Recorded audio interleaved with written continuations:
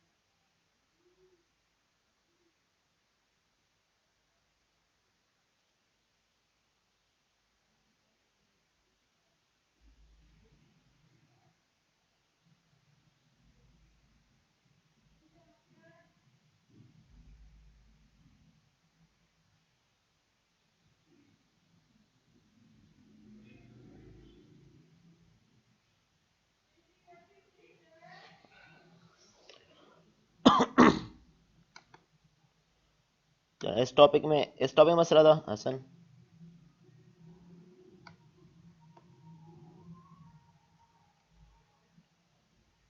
क्या इस टॉपिक में मसला था? Yes sir. यस सर, इसमें मसला था। तो इसकी थ्योरी में बता देता हूँ किस तरह। इसमें force vibration due to rotating unbalance.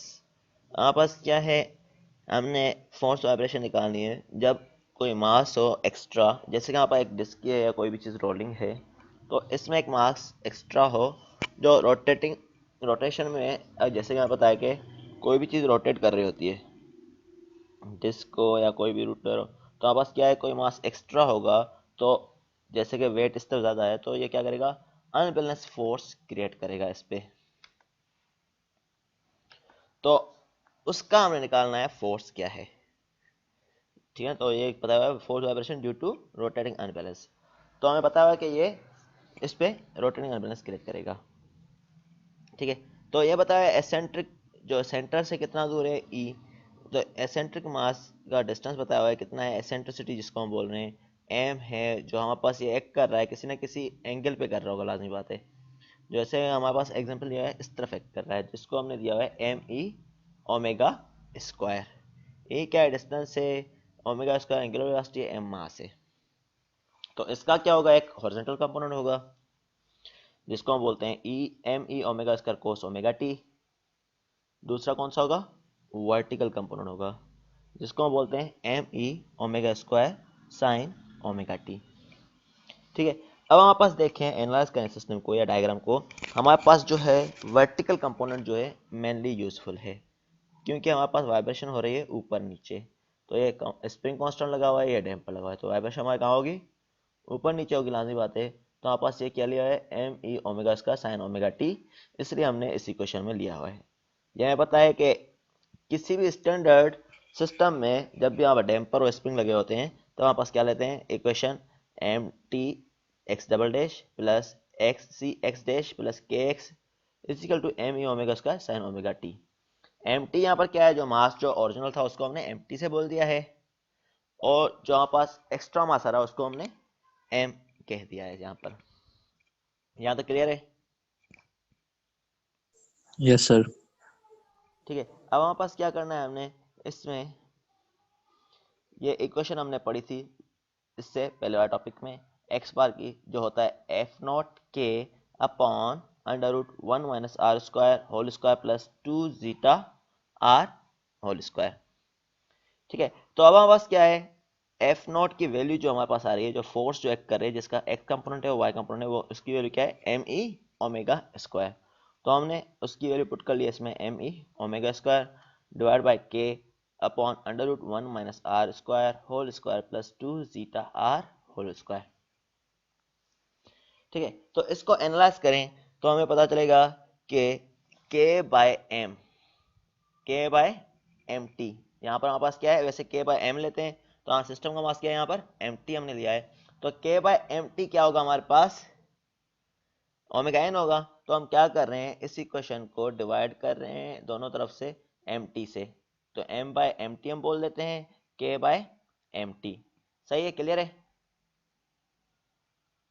यहाँ पर m बाय एम टी और यहाँ पर k बाय एम टी, क्योंकि हमने एम टी से दोनों तरफ डिवाइड कर लिया तो मीन आपस में कैंसिल हो सकते हैं, तो हमने क्या किया है, इसको एम टी से यहाँ पर डिवाइड कर लिया, यहाँ से कर लिया, तो हमें k बाय एम टी किसके बराबर मिल जाएगा, ओमेगा एन के अंडर रूट के बाय एम टी। तो यहाँ पर अंडर रूट से बाहर है तो हमारे पास ये क्या हो जाएगा, ओमेगा स्क्वायर एन इंटू, ठीक है, ओमेगा स्क्वायर एन हो जाएगा, और साथ में एम टी जो इसका नीचे था वो हो जाएगा। क्लियर है ये वाला स्टेप? क्लियर है ये step? Yes sir, yes sir. ठीक है ना। तो एम टी से क्या किया हमने, इसको भले आपने डिवाइड कर लिया है और मल्टीप्लाई कर लिया यहाँ पर, नहीं तो इस तरह बोलते हैं, नहीं तो इस तरह ना डिवाइड करने, तो यहाँ पर M T divide by M T, ठीक है, मल्टीप्लाई किया और एम टी से डिवाइड किया है, तो के बाय एम टी हमारे पास क्या है, ओमेगा स्क्वायर एन हो जाएगा, ठीक है। तो ओमेगा एन हो गया यहाँ पर, ठीक है, तो ओमेगा एन हो गया और एम टी मल्टीप्लाई में हो गया, तो हमें पता है ओमेगा बाय ओमेगा एन किसके बराबर होता है, आर के, यही होता है, ओमेगा बाय ओमेगा एन किसके इक्वल होगा, आर के। तो हमने सही है। यहाँ पर क्या है, omega by omega N whole square है, तो ये क्या हो जाएगा, आर स्क्वायर हो जाएगा, ओके, सही है, नहीं क्लियर है? सर, जी हाँ, वो M under root M upon K होता है ना ओमेगा तो। वो हमारे पास जब हमारे पास अंडर रूट के बाय एम होता है, जब हमारे पास एम अपन के बाय एम होता है, अंडर रूट के बाय एम होता है जब हमारे पास मास सिस्टम का एम ले रहे हो। अभी मास सिस्टम का हमने एम टी लिया हुआ है यहाँ पर। देखो total mass of the system क्या है, हमारे पास एम टी है। जो एम हमने इस्तेमाल लिया हुआ है वो हमने कौन सा लिया हुआ है, जो अनबैलेंस क्रिएट कर रहा है उसको हमने एम दे दिया नाम। सही है? जो ठीक है सर। जो अनबैलेंस फोर्स क्रिएट कर रहे हो उसका नाम हमने एम दे दिया है। और एम टी जो है सिस्टम का मास है, तो यहाँ पर हमने एम टी से मल्टीप्लाई और डिवाइड कर लिया, तो यहाँ पर ये के बाय एम टी क्या हो गया, ओमेगा एन बन जाएगा। M T into omega N हो जाएगा, तो omega by omega N whole square. तो ओमेगा बाय ओमेगा एन किसके बराबर होता है, आर, तो ये आर स्क्वायर हो गया। जरा डोर खोल के देखो, ठीक है, पूरा डोर खोल के देखो। तो ये M E upon M T R square upon under root one minus R square whole square plus two zeta R whole square. Clear है? Yes sir. ठीक है, ये वाला फार्मूला पहले ही पढ़ चुके हैं, वही वाला एफ आएगा। इसको बताऊं, फ्रीक्वेंसी एक्साइटेशन। ये सर थोड़ा एक्सप्लेन कर दें इसको। सर एक हमने वो एक फ्रीक्वेंसी थी, मैक्सिमम एम्पलीट्यूड फ्रीक्वेंसी, उससे उसको भी डिफाइन करिएगा। तो देख लेते हैं। तो फ्रीक्वेंसी स्क्वायर्ड एक्साइटेशन क्या होती है? एक common form of harmonic excitation है is one whose amplitude is proportional to, जिसका एम्पलीट्यूड जो है proportional to the square of its frequency. Amplitude इसका proportional square of its frequency है, ठीक है ना। तो F naught is equal to A omega, इसका फार्मूला नॉर्मली दिया जाता है। सर एम्पलीट्यूड को हम एक्स से डिनोट नहीं करेंगे? जी हाँ, एक्स से भी कर सकते हैं, यहाँ पर ए लिया हुआ है, ठीक है। तो ये दूसरे बुक से है असल में, तो हम एक्स से आप डिनोट कर सकते हैं ठीक है। तो ये दूसरे बुक का ये लिया हुआ टॉपिक, या टॉपिक है इसलिए इसने ऐसे किया, नहीं तो आप एक्स से डिनोट कर सकते हैं, ठीक है। तो ठीक है, तो अभी ये क्या बोल रहा है, harmonic excitation is one whose amplitude is proportional to square of frequency, ठीक है। तो यहाँ पर जो है फोर्स का एम्पलीट्यूड यहाँ बताया हुआ है कि वो प्रोपोर्शनल है स्क्वायर ऑफ, यहाँ पर डेफिनेशन लिख रहे हैं फोर्स एम्पलीट्यूड, ठीक है ना। तो फोर्स का जो एम्पलीट्यूड है किसके बराबर है, स्क्वायर ऑफ इट्स फ्रीक्वेंसी। तो एफ नॉट, या ठीक है ना, तो एक्स नॉट हम बोल सकते हैं F naught is equal to A omega square, ठीक है। हमारे पास वैसे हम लेते हैं आर ओमेगा स्क्वायर, किसके बराबर लेते हैं, आर ओमेगा स्क्वायर किसको डिफाइन करते हैं, आपने पढ़ा होगा, याद है क्या किसी जी को? सर? ए ओमेगा स्क्वायर किसको, आर ओमेगा स्क्वायर किसको बराबर होते हैं,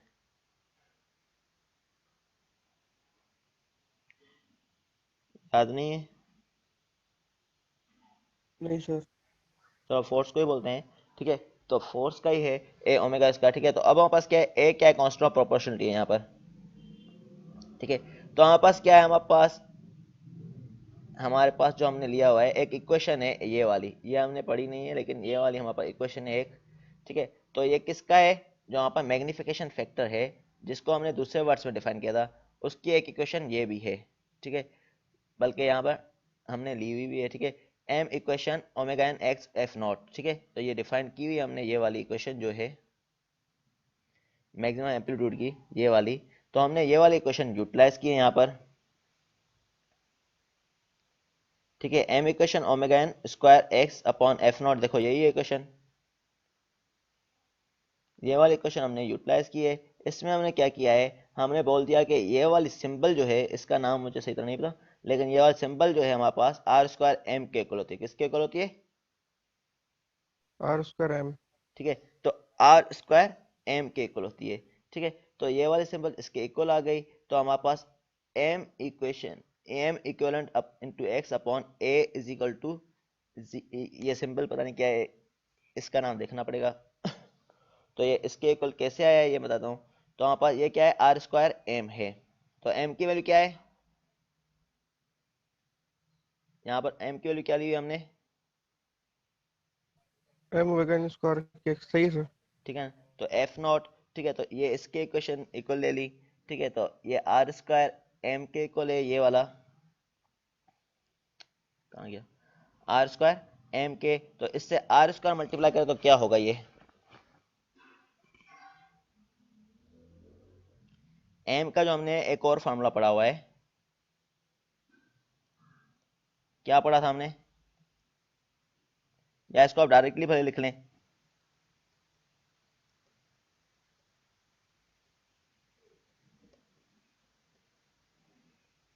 ये वाला एम का ये पढ़ा हुआ है हमने, 1/√r², 1 - r² whole square plus 2 zeta R whole square, ठीक है, ये वाला फॉर्मूला रिमेंबर कर लें, सही है, देखें, सही सर, सही है, मैग्निफिकेशन फैक्टर है ना। हाँ मैग्निफिकेशन फैक्टर है, तो मैग्निफिकेशन फैक्टर की हमने r² m से मल्टीप्लाई कर दिया, भले आप एक्स्ट्रा चीज यहाँ पर ना दें, तो ये हमने बताया कि ये इसके इक्वल है, तो यहाँ पर मैग्निफिकेशन फैक्टर किसके इक्वल होगा, r² अपॉन, ये इसके इक्वल हो जाएगा, सही है, ये वाली मैग्निफिकेशन की वैल्यू है, सही है, सही है, ये यहाँ से आया हुआ है, सही। सही, स्टेप क्लियर है अभी, ठीक है सर। ठीक है, समझ में आ गया, ठीक है, ये वाला क्लियर हो गया होगा, तो ये फार्मूला यहाँ से आया, यहाँ पर पहले डायरेक्टली ये लिखा होता, ये चीज़ें नहीं लिखी हुई थी, ये चीज़ें भले आप नोट कर लें, इस स्टेप से आया हुआ है ये, वैसे इसका फार्मूला ये है डायरेक्टली, तो इससे ये निकला, तो यहाँ से ये आ गया, ठीक है, ये वाला बताना है या सही है, सर इसमें तो आर की वैल्यू पुट कर दी ना सर। हाँ सही है, क्लियर हो गया टॉपिक, देख लें फिर भी, नज़र घुमा लें,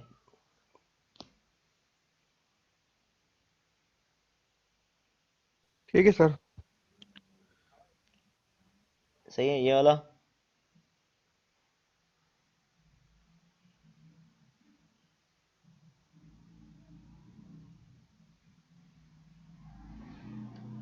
इसमें बता दूं क्या है, तो इसमें क्या है, हमने वही वाली चीज़ें ली है जो पहले हमने कंसीडर की हैं, m0 ω², ठीक है, तो ये वाली चीज़ें ली हैं, लेकिन इसमें हमने क्या कंसीडर किया हुआ है, हमने फोर्सेस को बैलेंस किया हुआ है, बताया कि ये अपोजिट डायरेक्शन में, एक नीचे डायरेक्शन में है, तो एक नेगेटिव होंगी दूसरी पॉजिटिव होंगी, लाजमी बात है, तो और ये ओमेगा टी थीटा नोट क्यों लिया हुआ है, क्योंकि हमें पता है कि एक सपोज का थीटा नोट यहाँ पर है 30 डिग्री है,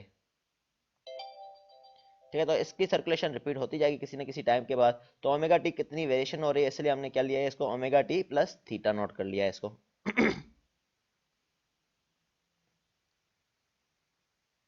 सही है, किसी बुक में थीटा नोट रिप्रेजेंटेड है, किसी बुक में साइ से रिप्रेजेंटेड है,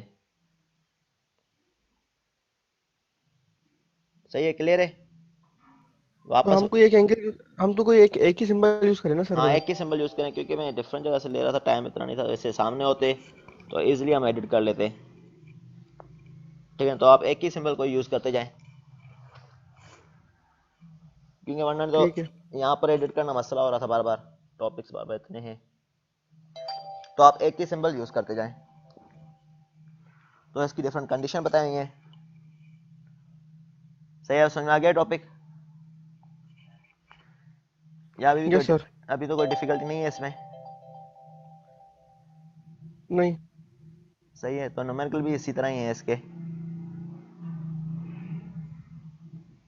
ठीक है, तो ये बताया सम बुक यूज दिस, किसी बुक में इस तरह है, किसी बुक में इस तरह है, तो मैंने 2-3 जगह के रेफरेंस दिए हुए इसमें, तो आप कोई भी एक यूज कर लें, ठीक है,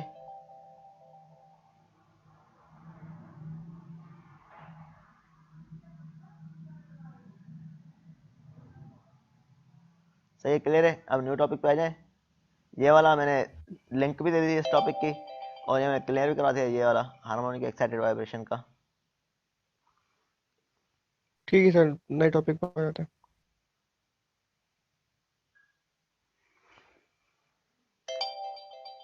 जस्ट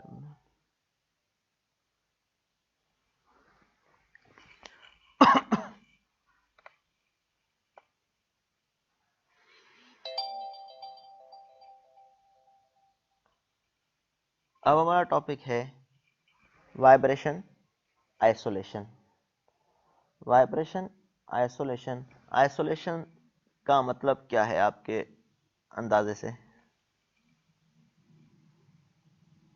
और सर किसी चीज को एक्सटर्नल फैक्टर्स से अलग कर देना। हाँ या रोकना, ठीक है, तो उसको हम बोलते हैं आइसोलेट। तो यहाँ पर है वाइब्रेशन आइसोलेशन। आइसोलेशन तो वाइब्रेशन आइसोलेशन में हम क्या पढ़ेंगे, तो हमने किसी तरह वाइब्रेशन को कम करना है या मिनिमाइज करना। वाइब्रेशन क्या होता है, एक अनडिजायरेबल इफेक्ट होता है, ठीक है, जो हमारे पास अनबैलेंस क्रिएट करता है और डिस्कम्फर्ट हमारे पास क्रिएट करता है। In vibration isolation we need to, हमें कोई प्रोसीजर बताना है, ठीक है, तो जिसका करना है एक प्रोसीजर जिसमें अनडिजायरेबल इफेक्ट हो वाइब्रेशन का, उसको हम मिनिमाइज कर सके या रिड्यूस कर सके। तो वाइब्रेशन आइसोलेशन में हम क्या करते हैं, अनडिजायरेबल इफेक्ट ऑफ वाइब्रेशन को हम रिड्यूस करना होता है। नॉर्मली हमारे पास क्या किया जाता है, एक रेजिलेंट मेंबर्स या आइसोलेटर जो है हम डालते हैं, किसके बीच में हम इंसर्ट करते हैं, वाइब्रेटिंग मास और सोर्स ऑफ वाइब्रेशन के बीच में, ठीक है। सपोज करें टेबल पे कोई चीज़ पड़ी है, तो अगर सपोज करें ये मूव कर रही है तो हमारे पास क्या वाइब्रेशन क्रिएट हो रही होंगी, कोई हैवी चीज़ होगी, तो उन दोनों के बीच में हम कोई ना कोई ऐसी चीज़ लगा के जैसे कि वाइब्रेशन आगे जाए नहीं, तो हमने उसको रोकना होता है, ठीक है। So that a reduction dynamic response of the system is achieve, जैसे कि रिडक्शन जो है किसी डायनामिक रेस्पॉन्स में हम मिनिमाइज कर सके। अब आइसोलेशन सिस्टम के दो टाइप्स होते हैं, एक एक्टिव होते हैं, दूसरे पैसिव होते हैं। तो ये डिपेंड कर रहा होता है क्या पावर एक्सटर्नल पावर है, तो जैसे कि हमारे पास वाइब्रेशन को कम करने के लिए, या इंटरनली अवेलेबल है, तो इस पे डिपेंड कर रहा होता है एक्टिव और passive system of the vibration. अब एक्टिव और पैसिव सिस्टम में क्या डिफरेंस है, अब passive isolator consist of a resilient member या स्टिफनेस। हमारे पास पैसिव में क्या होता है, स्टिफनेस होती है, जैसे कि स्प्रिंग स्टिफ होता है हमारे पास, या एनर्जी डिसिपेटर्स होते हैं। एनर्जी डिसिपेटर कौन सी चीज़ हमने पढ़ी है, डैम्पर्स पड़े हुए हैं, तो वो लगाए जाते हैं, या स्प्रिंग लगाए जा सकते हैं। तो एग्जाम्पल है कुछ पैसिव आइसोलेटर के, जिसमें है metal spring, cork, felt pneumatic springs and elastomers, rubber spring.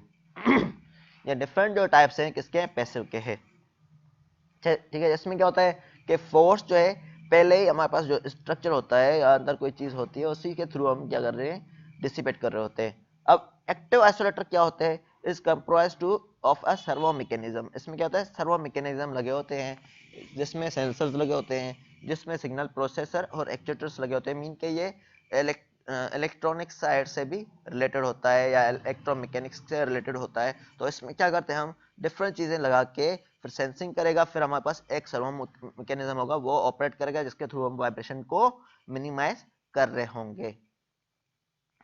तो इसमें डिफरेंट जो है डायग्राम बताए गए हैं। ये जो है पैसिव सिस्टम की हैं कुछ, जिसमें क्या है, स्प्रिंग लगे हुए हैं, डैम्पर लगे हुए हैं, या डिफरेंट टाइप की डैम्पिंग स्प्रिंग माउंटेड लगा हुआ है, तो न्यूमेटिक रबर मोटर्स माउंट लगे हुए हैं, तो डिफरेंट चीज़ें हैं। और ये वाला एग्जांपल बताया हुआ है, साइकिलिस्ट जा रहे, तो यहाँ पर आपने देखा होगा टायर्स में या मोटरसाइकिल में भी आगे जंपर्स लगे होते हैं, तो उसमें क्या होता है, स्प्रिंग होता है, और यहाँ पर डैम्पर्स लगे होते हैं, ठीक है। तो ये क्या कर रहे होते हैं, रिड्यूस कर रहे होते हैं वाइब्रेशन को। तो ये कौन सा होगा, पैसिव सिस्टम, ठीक है।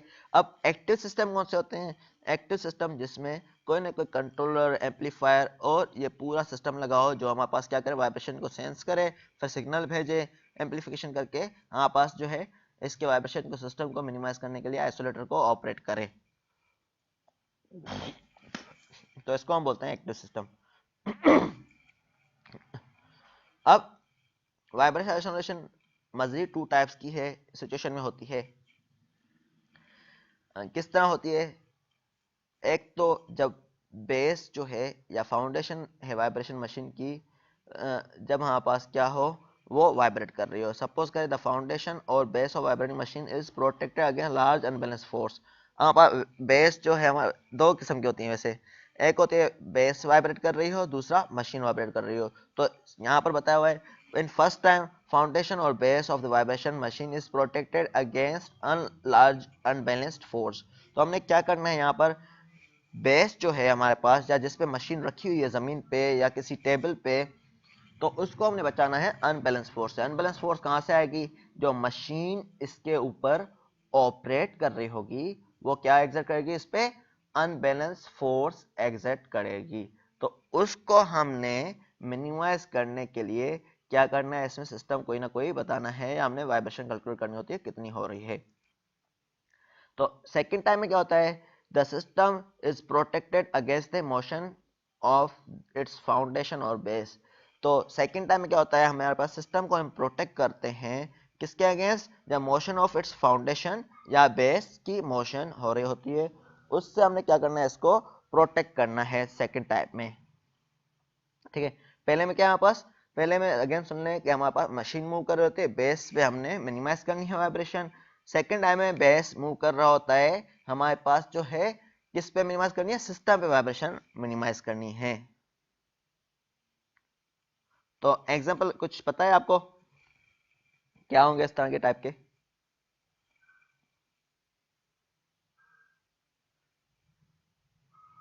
मशीन कब मूव कर रही होगी और बेस स्टेशनरी होगा, पहले एग्जांपल इसका दें।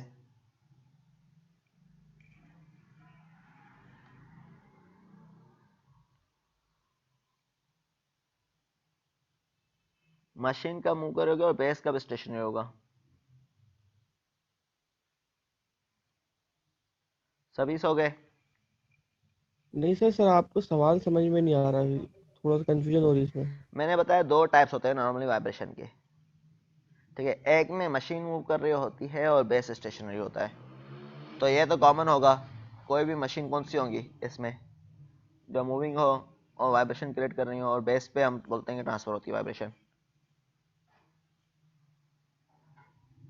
जिसमें मशीन मूव कर रही हो, जैसे कि हम लेथ मशीन ऑपरेट कर रहे हैं, या कोई गाड़ी ऑपरेट कर रहे हैं, या कोई भी इंजन होगा हैवी, या जो पंचिंग होल मशीन है डिफरेंट टाइप्स की, वो ऑपरेट कर रहे होंगे, तो वाइब्रेशन किस पे होगी, मशीन की मूवमेंट की वजह से हमारे पास बेस पे ट्रांसफर हो रही होगी। तो वो फर्स्ट टाइम आ जाता है। और सेकंड टाइम में क्या है, बेस का मूव कर रहा होगा,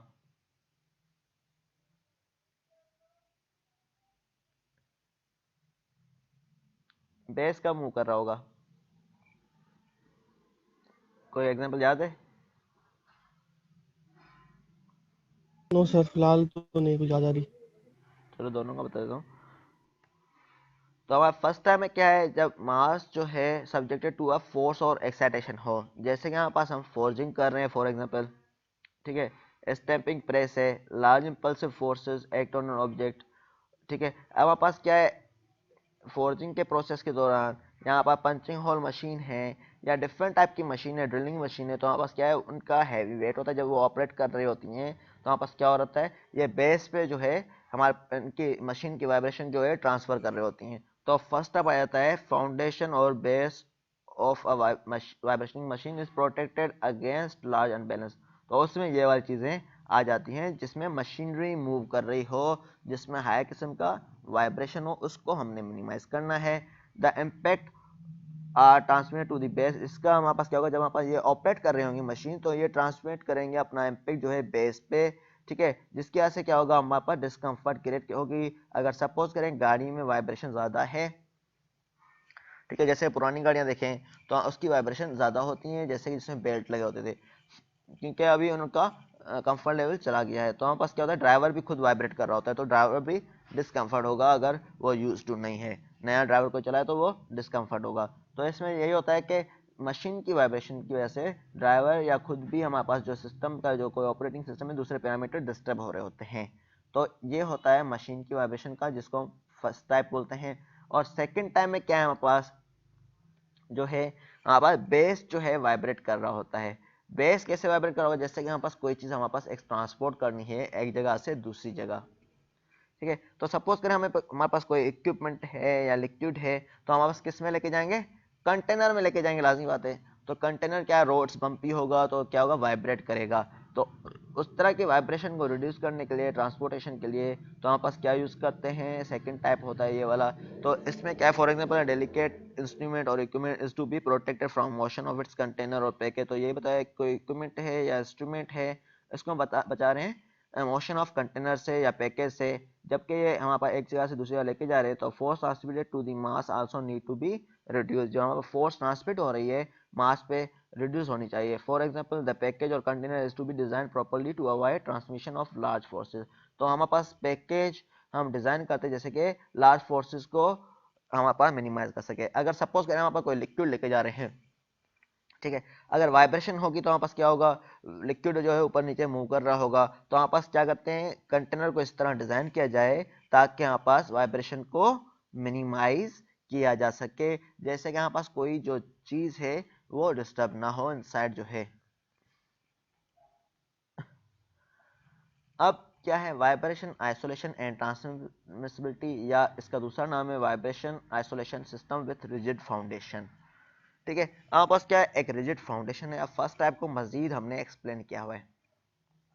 ठीक है, तो हमारे पास क्या है, मूविंग मशीनरी है, उसमें हमारे पास क्या करना है, वाइब्रेशन को मिनिमाइज करना है। तो वाइब्रेशन आइसोलेशन एंड ट्रांसमिसिबिलिटी, इसको हमने कंसीडर किया यहाँ पर। लिटिल कंसिडरेशन यहाँ पर बताएगी कि जब हमारे पास अनबैलेंस मशीन जो इंस्टॉल कर रहे हैं किसी फाउंडेशन पे, ठीक है, इट प्रोड्यूस करती है वाइब्रेशन टू दी फाउंडेशन। जैसे कि हमारे पास वाइब्रेशन, हमारे पास एक फाउंडेशन है, इसमें हमने एक मशीन रखी है, इसमें स्प्रिंग लगे हुए हैं, डैम्पर लगे हुए हैं, तो हमारे पास क्या होगा, ये वाइब्रेट होगी, तो हमारे पास क्या होगा, ये फाउंडेशन पे ट्रांसमिट होता है वाइब्रेशन। तो इनको बचाने के लिए हमारे पास मिनिमाइज किया जाता है ट्रांसमिशन फोर्स को टू दी फाउंडेशन पे। हमारे पास जैसे हम इनको मिनिमाइज किया जाए वाइब्रेशन को, इनको फोर्सेस को हम मिनिमाइज कर लें किसी तरीके से, जैसे कि ये मिनिमाइज हो गई यहाँ पर, तो हमारा फाउंडेशन पे इतना इफेक्ट नहीं आएगा। ठीक है, तो आपके पास क्या होगा, जैसे कि आपने रेलगाड़ियों में देखा होगा, आपके पास ट्रैक जो है, आप जाएंगे कहीं ऊपर नीचे है, तो क्योंकि फोर्स वहाँ पर नीचे जो है मूव कर रही है, तो उसमें क्या हमारे पास सिस्टम जो पुराना हो गया है, जो प्रेवेंटेशन जो रखा हुआ था वो उतना वर्क नहीं कर रहा। तो ठीक है, तो उसकी वजह से क्या हो रहा है, फाउंडेशन में फोर्सेस जा रही हैं, तो इसमें क्या है, हमारे पास ट्रैक जो है ऊपर नीचे हो गया, टेढ़ा मेढ़ा। ठीक है, तो the machine are mounted on spring and dampers, तो मशीन नॉर्मल यहाँ पर माउंट करते हैं स्प्रिंग और डैम्पर पे, ठीक है, जैसे कि वाइब्रेशन को रोका जाए। तो इसकी डिजाइनिंग के लिए हम यहाँ पर अज्यूम कर रहे हैं कि सिस्टम जो है 1 डिग्री ऑफ फ्रीडम पे काम कर रहा है, मीन के ये मूव कर रहा है ऊपर और नीचे, आगे पीछे हम नहीं कंसीडर करें। अभी डिजाइनिंग के लिए हम क्या कर रहे हैं, ऊपर नीचे मूव कर रहा है, तो फर्स्ट स्टेज पे ये कर रहे हैं, आगे जाके हम सेकंड डिग्री ऑफ फ्रीडम पढ़ेंगे। ठीक है, अभी 1 डिग्री पढ़ रहे हैं फिलहाल।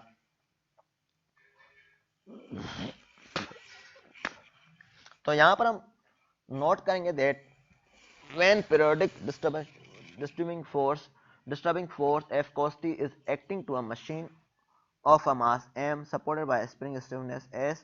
अब बताया हुआ है, तो यहाँ पर भी ये नोट कर लें, एस किसी बुक में यूज किया गया है, किसी बुक में के यूज किया गया है, तो मैंने आगे के यूज किया हुआ है, लेकिन न्यूमेरिकल में कहीं कहीं एस यूज किया गया है, तो मीन के स्टिफनेस की जगह एस यूज किया है, लेकिन होगा के। ठीक है, तो ये बताया गया है यहाँ पर कि जब भी पीरियोडिक या harmonic distribution force F cos T act करेगी मशीन पे सपोर्टेड बाय स्प्रिंग स्टिफनेस, तो force transmitted by mean of spring and damper dashboard to the foundation. हमारे पास सपोज करें एक फोर्स हमारे पास एक्ट कर रही है जिसका हमने एफ कोस टी नाम दे दिया है, तो इसमें हमने क्या लगा लिया है, डैम्पर और स्प्रिंग लगा लिए हैं, वरना तो ये फोर्स डायरेक्टली एक्ट कर रही होती। अब ये क्या होगी, फोर्स इससे पास होके यहाँ पर जाएगी फाउंडेशन पे, तो इसका इफेक्ट मिनिमाइज हो जाएगा। अब इसका इफेक्ट मिनिमाइज करते हैं हम, तो वहां पर ये चीजें हम लगाते हैं। अब बताओ, अब ट्रांसमिसिबिलिटी रेशियो की या आइसोलेशन फैक्टर की डेफिनेशन बताई हुई है, the ratio of force transmitted to the force applied. अब वहां पर फोर्स ट्रांसमिट कितनी कर रहे हैं और फोर्स अप्लाई कितनी कर रहे हैं, इन दोनों के बीच में जो रेशियो होगा इसको हम बोलते हैं ट्रांसमिसिबिलिटी। ठीक है, तो force transmitted to the force applied is known as isolation factor or transmissibility। सही है, क्लियर है,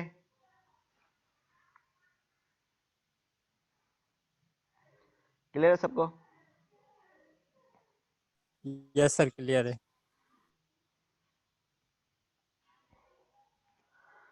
अब जैसे कि हमें बताया कि एक फोर्स है वहां पर एफ cos t एक्ट कर रही है, जिसको हम एफ नॉट cos t नाम, ओमेगा टी दे रहे नाम। ठीक है, अब इसमें रेजोनेंस मेंबर्स लगाए जाते हैं, जैसे कि पहले हमें बताया कि फाउंडेशन और बेस पे फोर्सेस ट्रांसमिट होती। अब उन्होंने क्या किया, सिस्टम लगा लिया है, तो वहाँ पर रेजोनेंस मेंबर लगे हुए हैं, तो फोर्सेस जो है के और सी से मूव होती जाएंगी, डैम्पर्स और स्प्रिंग से मूव होती जाएंगी।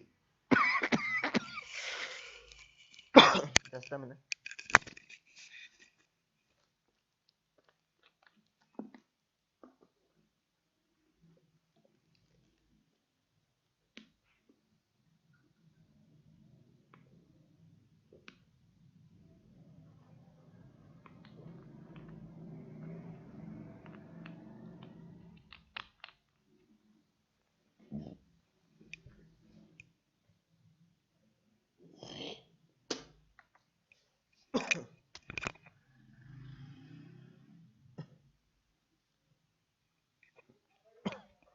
बताओ यहाँ पर जब मशीन को हम बोल्टेड करते हैं डायरेक्टली रिजिड फाउंडेशन पे या फ्लोर पे, द फाउंडेशन जो वहाँ पर डायरेक्टली हार्मोनिक लोड पे एक्ट कर रहे होते हैं due to rotating, due to unbalance forces जो एक्ट कर रहे हैं मशीन पे।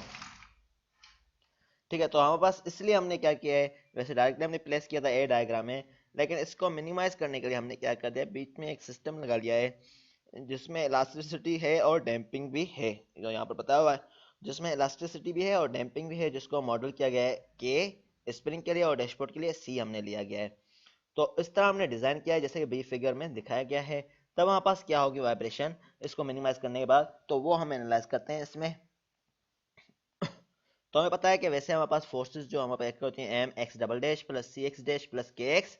अब फोर्स जो है हमारे पास अनबैलेंस एक्ट कर रही है, उसको हम is equal to F naught cos omega T लेते हैं।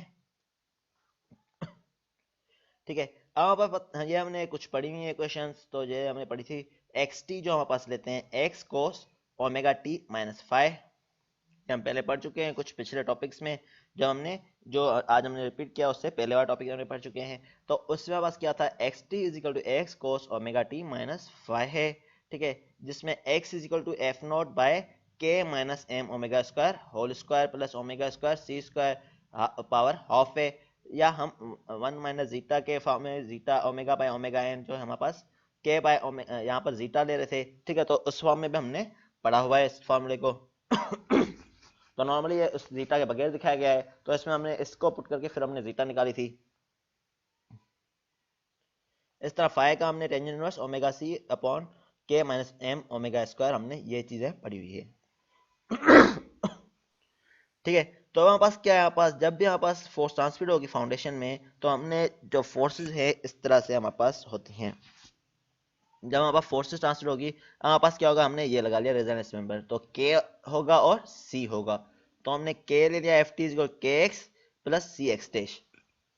ठीक है, अब हमने क्या लिया, पहले हमने ये इसका ले रहे थे, अब हमारे पास क्या है, इसको सिस्टम को लगा लिया, फिर हमारे पास फोर्स कौन सी ट्रांसफर होगी, के एक्स प्लस सी एक्स। ठीक है, तो सी एक्स डैश, तो हमारे पास स्प्रिंग की के एक्स होती है, तो हमने के एक्स फोर्स शो कर दी, और स्प्रिंग की सी एक्स डैश, तो हमने सी एक्स डैश शो कर दी।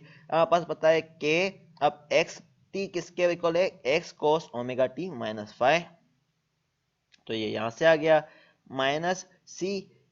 ठीक है, माइनस सी एक्स डैश टी क्या होगा, इसका डेरिवेटिव लें, क्या होगा एक्स डैश एक्स का डेरिवेटिव लें तो एक्स डैश, ठीक है,